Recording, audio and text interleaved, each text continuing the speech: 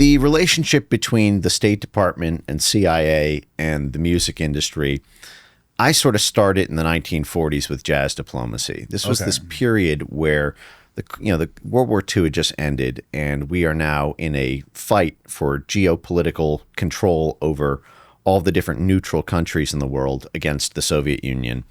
And the Soviet Union has this communist government, and they're making appeals to Africa, among other places, saying that the capitalist society in the West is racist, they're discriminating against black people, there's all this class injustice, so African countries should sign economic partnerships with the Soviet Union. They should have their governments be more aligned with the Soviet Union because they're more egalitarian.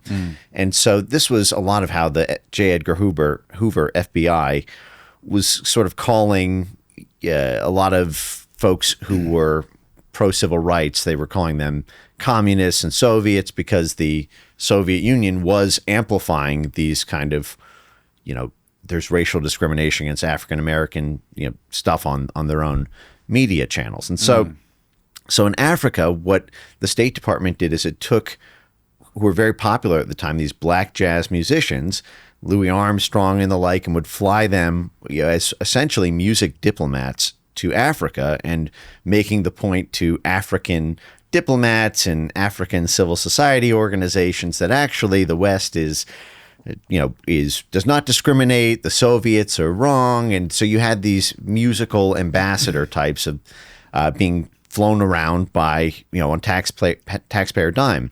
And then with classical music around the same time, the CIA starts something called the Congress for Cultural Freedom, which is this big arts and literature and music hub. It's basically hundreds of poets, musicians, thought leaders in the art space, in the culture space, in the music space. Gloria Steinem was a part of that with the feminist movement.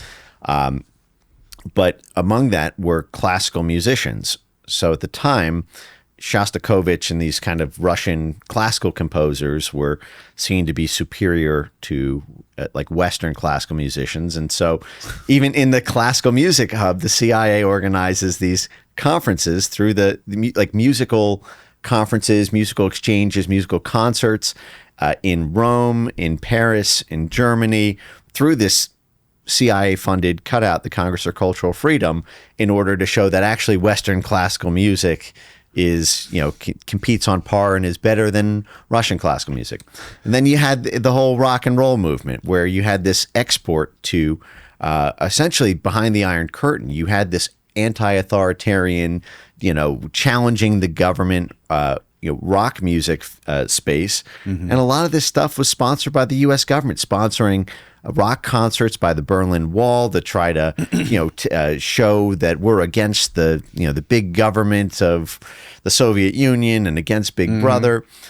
Then you had this in the rap space. You mentioned Cuba.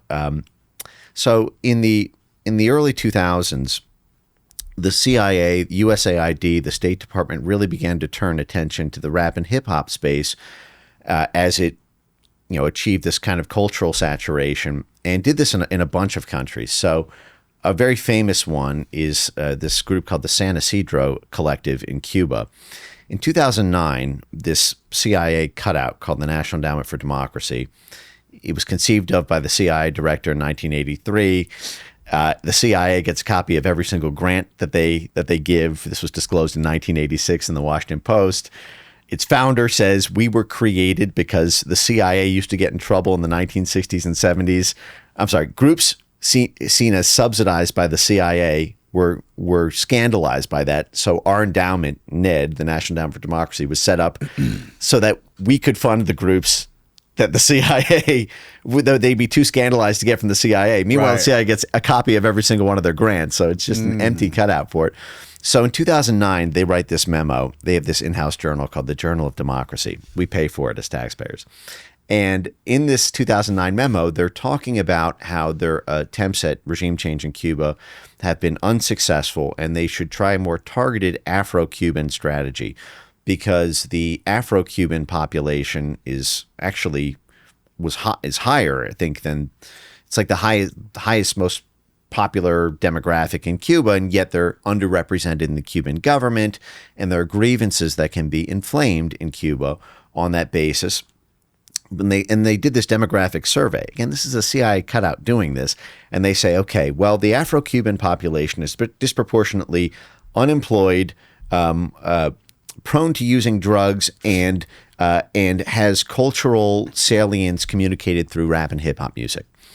A year later, they begin funding together with USAID. So it's USAID, which is a giant CIA money funnel, plus the CIA's effectively proprietary cutout, begin funneling money and aid to this rap collective called the San Isidro Movement, who pens this anthem about taking to the streets to rebel against the government. At the same time, USAID sets up a fake Twitter in Cuba. It's called Zunzanillo. This is a big scandal where humanitarian funds were earmarked for Pakistan by USAID, and then they were diverted through Cayman Islands banks to set up a Twitter knockoff. Because in 2009, 2010, this is when the Arab Spring was going on. Right. So you had these CIA social media revolutions, and so they wanted to bring a Cuban Spring there. So they have these insider documents that end up leaking a couple years later, where they say that the goal is to attract people, because Cuba at the time had banned Twitter, and so they wanted to make this look like this was by Cubans for Cubans. So USAID got these two unsuspecting business executives to set up this Twitter knockoff. The plan was, according to the USAID documents, to attract them by advertising a social media website that would emphasize sports, music, and hurricane updates. And then once they hit 100,000 subscribers, they would switch to anti-government political messaging. And so this group, by the way, the San Isidro Movement, and their anthem they penned to try to get people to take to the streets in a color revolution, you can still see odes to this in Art Basel in Miami. I live in Miami. You still see this. Miami was the biggest CIA hub for the whole Cold War. There was the station JM Wave, the Miami station, was the largest CIA hub in the world. And because Miami was so close to, it's giant port city, and it's the Caribbean, it's Central America, you get the South America tip. So anyway, even today in 2024, the Biden administration overthrew the government of Bangladesh. They did so in part through Ned grants, this CIA cutout, grants to Bangladeshi hip hop artists.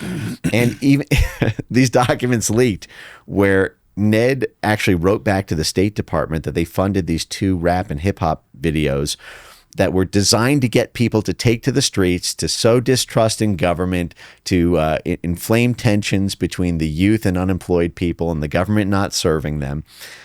And the Biden administration at the same time opened up this brand new center called the Global Music Diplomacy Bureau within the State Department. And the State Department is what coordinates CIA and USAID. So I think in 2024, they brought 22 rap and hip hop artists from 14 different countries for a 3-day training session at the State Department. They're training them how to mobilize youth, how to get people to the streets. And this is another big thing with these concerts.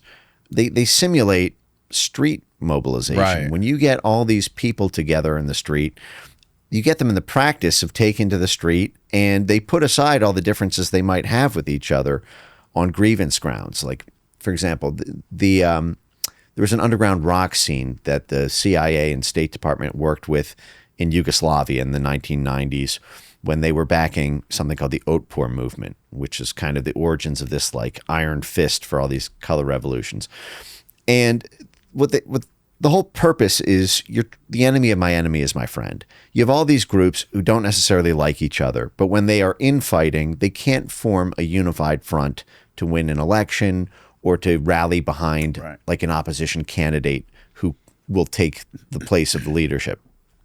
So having the backdrop for organizing being music everyone likes, rather than abortion, when half of the people might not have religious differences, so they might not want to organize about that, or tax policy, when half of the people you might want to recruit are business owners or the like. Or, energy policy when half of the people might like cheap fossil fuels, half of the people might like, renewable energy. But the music cuts through all of that. We're all together. We have one thing in common, which is that we hate this government. But now we're all marching together. We're all in the streets together. We're all vibing to the same music. And so, you see this all the time. And this is also another thing, like Bono, for example, who's been kind of my bête noire on some of this USAID stuff, because Bono's out here talking about how USAID has, the cuts to USAID have killed 300,000 people so far. And it's like, did he say that? He did. He doesn't know what he's talking about.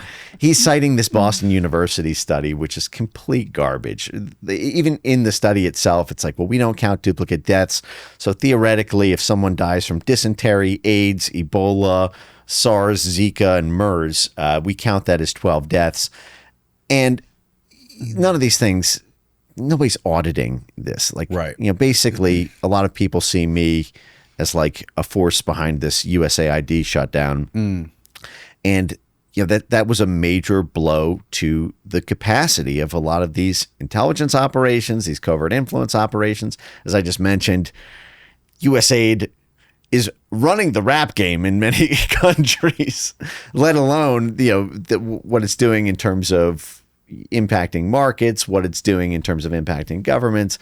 So there's a lot of people who are very angry at that, but they can't really think of a good reason to keep it in light of the fact that you don't see a lot of foreign leaders complaining about USAID being shut down. Like when Trump announced the shutdown of USAID, the president of Mexico came out and said, "Thank God." The president of El Salvador came out and said, "Thank God."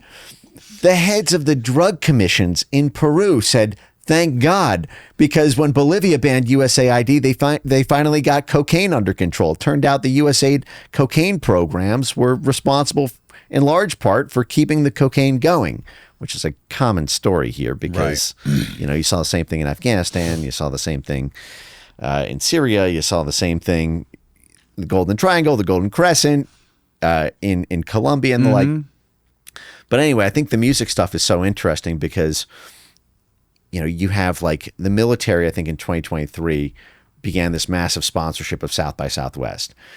In Miami, where I live, the largest music performing arts center, it's called the Adrian Arsh Center. Adrian Arsh is one of the top 5 largest donors to the Atlantic Council, which is 7 CIA directors on its board. It's funded by the Pentagon, the State Department, USAID, and it bills itself as NATO's think tank. And, the benefactor for that is doing the largest performing arts center in Miami.